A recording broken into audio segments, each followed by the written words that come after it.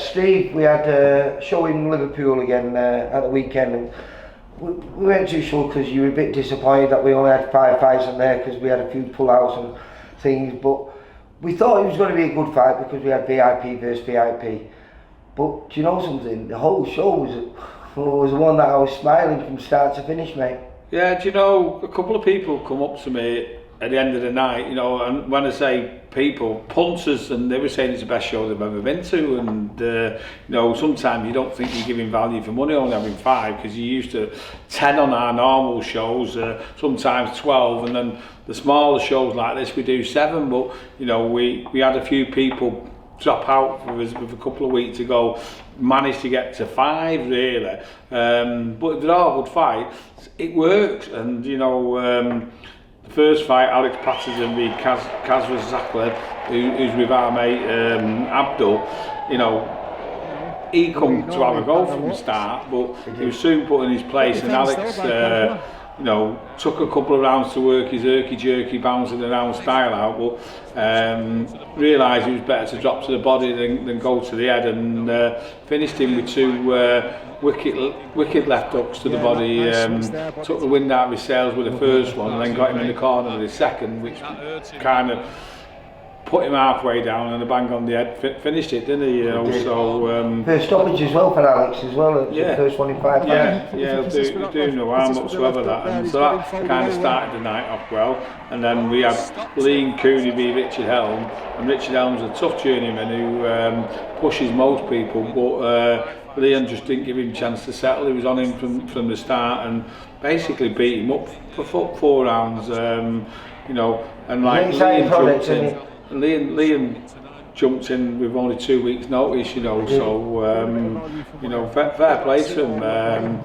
He's looking decent every fight, and then, like I said, he's really exciting, isn't he? Because what I like about him is he's relentless, isn't he? He doesn't just do enough; he does more than enough. Yeah. And that was evident in not just his last couple of fights, but since he made his debut. Yeah, and he fights with those hands down style, which Mike Gormley was saying he doesn't like. But you know, especially when you're attacking like that, normally the counter punches, aren't they? It's a bit like Levi Barnes, you know. Sometimes they're not afraid to take a shot, to land a shot, and that's what I like about him. It's really exciting, isn't it, to watch? Yeah. So say that was another good fight, and then we had one, Leon Williams v Edgar Sneeds, which we thought would have gone the distance, and he was looking at that, and I was commentating that, and then all of a sudden, out of the blue, this I don't know if you know, it wasn't over on that, it was like a chopping right, rabbit punch, wasn't it? Right through his guard though, wasn't it? I don't think he got through his guard, it was over the top of it, just come down on him like that, and boom,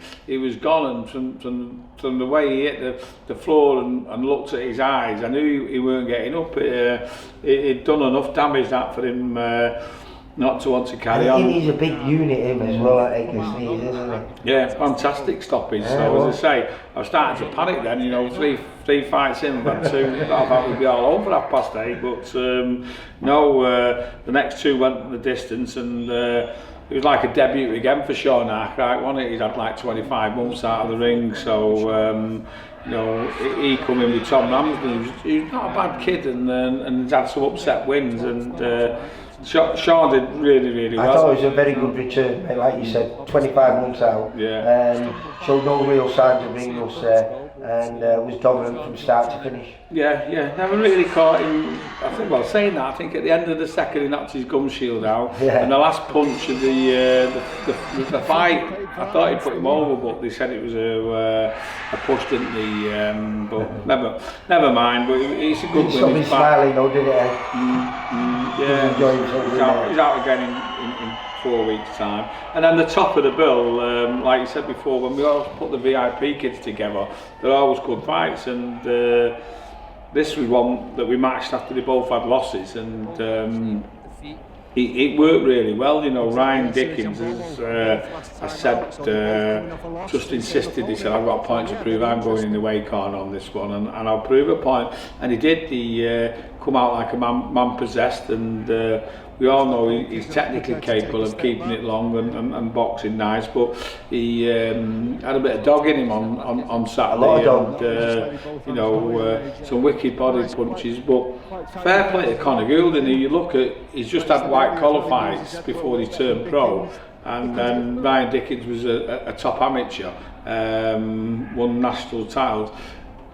Parts of that fight, they were mirroring each other and there wasn't much in it. And if you've got to pick at something, I think Conor really should have not tried to box with him, you know what I mean? He should have tried to rough him up and use his advantages, but fair play to Ryan, he probably didn't let him do that, and it ended up a great fight. And you know, at the end of the 6 rounds, they both hugged each other, and I thought to myself, wow, that's what it's all about. And even though Conor's a loser, he's come out with a load of credit from that. And Ryan, it's kind of proved to me, like he said he was going to do, that you know he's a prospect worth working with. So yeah, it was a great fight to end what was a decent card. Just pitted his own 5 fights, but good 5 fights is better than 7 bad ones, mate. And it was a good night, yeah. No, I thoroughly enjoyed it. And what was like you just mentioned before,